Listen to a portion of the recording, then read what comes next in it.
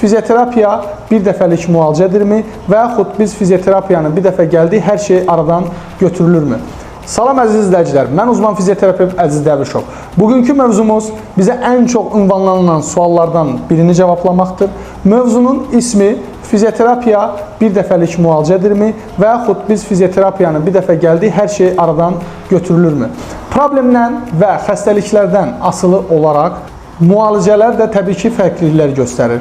Ümumi götürdüyümüz zaman fizioterapevtik müalicə, yəni konservativ müalicə bir dəfəlik olan bir müalicə deyil.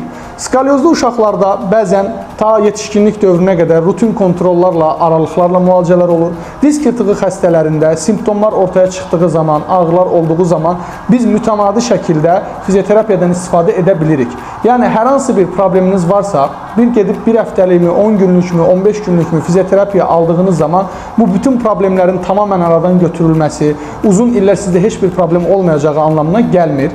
Əgər düzgün şəkildə müraciələr olarsa, təbii ki, uzun müddət siz fizioterapiya almaya bilərsiniz. Yəni, ehtiyac duymaya bilərsiniz. Amma bu o demək deyil ki, bir kurs harasa müalicəyə getdiniz, bununla bütün problemləriniz həll olunacaq.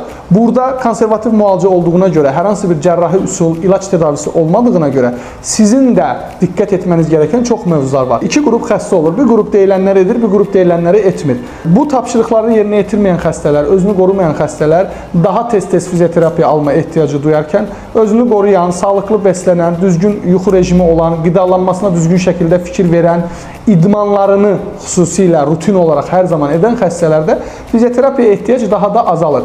Yekun olaraq toparladığımız zaman mövzumuzu, hər hansı bir xəstəliyiniz, probleminiz varsa, bir yerdə müalicə almaq bütün problemlərinizin tamamən aradan götürülməsi demək deyil.